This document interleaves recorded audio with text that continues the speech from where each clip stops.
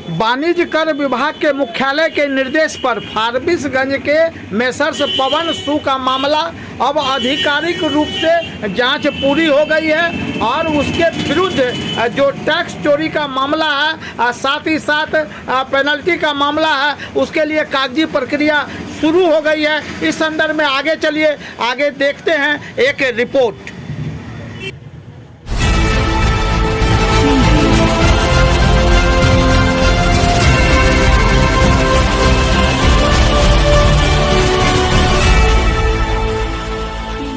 नमस्कार, सत से लवरेज में आपका स्वागत है। मैं हूं प्रदीप शाह। बात आज हो रही है फारबिसगंज में जो वाणिज्य कर विभाग के द्वारा छापेमारी की जा रही थी मेसर्स पवन सू के यहाँ। इसके संदर्भ में आधिकारिक बयान सामने आ चुका है और फारबिसगंज अंचल के जो पदाधिकारी हैं, संयुक्त कर आयुक्त विजय कुमार ने बताया है कि इस व्यवसायी ने 2,78,00,000 रुपये मूल्य का रिटर्न दाखिल किया था, लेकिन जब उसका भौतिक सत्यापन कराया गया तो 2,15,00,000 रुपया का माल पाया गया। इसका मतलब ये हुआ कि इन्होंने 63 लाख रुपये से अधिक मूल्य की जो सामान बिक्री की है उस पर कर नहीं दिया था। इसीलिए उन पर 7,57,916 रुपया टैक्स जमा करने को कहा गया है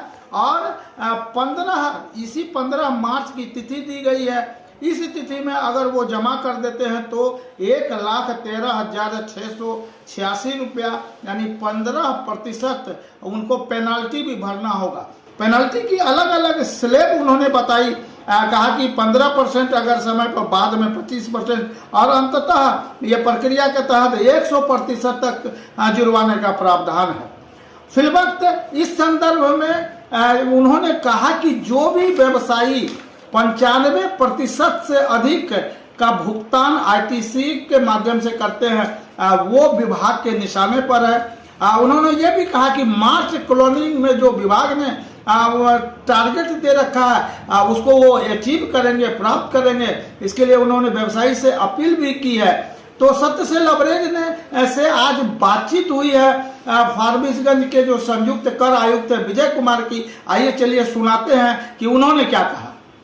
कई गोदामों को नहीं खोले जाने के संदर्भ में उन्होंने स्पष्ट किया कि पवन सू और अंजुम इंटरप्राइजेज दो अलग अलग प्रतिष्ठान हैं। अंजुम इंटरप्राइजेज का यह सर्वे या छापा नहीं था। पवन सू में का जो छापेमारी का कार्य किया गया वो मुख्यालय के निर्देश पर किया गया। इनका था कि जो 100% आईटीसी से टैक्स का समायोजन कर रहे थे सारे लायबिलिटी को, तो इनके यहाँ जाने के बाद फिजिकल वेरिफिकेशन किया गया इनके पास से, तो ये पाया गया कि जो उनके पेपर के अनुसार, उनके अकाउंट्स के अनुसार जो स्टॉक करीबन 2,78,00,000 का था, लेकिन फिजिकल में 2,15,00,000 के आसपास पाया गया, यानी 63 लाख का स्टॉक कम पाया गया। उसका मतलब ये है कि उन्होंने 63 लाख का माल उन्होंने बेच दिया था, लेकिन इस पर टैक्स का सरकार का भुगतान नहीं किया गया। तो सुनवाई की तिथि 15 तारीख को दी गई है। तो क्या 15 मार्च। तो क्या पार्टी अभी तक टर्न अप हुआ है? नहीं, अभी तक तो नहीं हुआ है, क्योंकि अभी कल समापन नहीं हुआ है और 15 तारीख के अंदर उनको जवाब देना है और उसी के अकॉर्डिंगली अगर जवाब नहीं देते हैं तो उनका शास्ति जो चूँकि जीएसटी के अनुसार उसका जो अधिरोपित की जाएगी। पूरे प्रक्रिया में 36 घंटे से अधिक समय लगने से लोगों में विभिन्न अटकलों का बाजार गर्म है। हाँ, स्वाभाविक है कि चूँकि इसमें बहुत ज़्यादा वैरायटी थी। हमारा फिजिकल रिपोर्ट ही जो करीब उसके हजारों के क्रमांक में था और करीब 55-56 पेज का ही फिजिकल रिपोर्ट ही तैयार हुआ है। तो उस जितना भी फिजिकल में जितना भी आइटम था सबको इनवॉइस से में जो अंकित मूल्य है उसके आधार पर उनका स्टॉक का वैल्यूएशन करने में काफ़ी टाइम लगता है। इस कारण एक लंबा टेर लगा। एक्चुअली अभी व्यवसाय चाहे किसी सेक्टर में हो, जो 95% से ज़्यादा टैक्स का लायबिलिटी अपने आईटीसी से कर रहे हैं, वो सभी विभाग के रडार पे हैं। आईटीसी है कि जो पूर्व में उस वस्तु पर टैक्स जमा कर चुके हैं और वैल्यू एडिशन जो होता है उसी पर वो टैक्स उनको पे करना रहता है।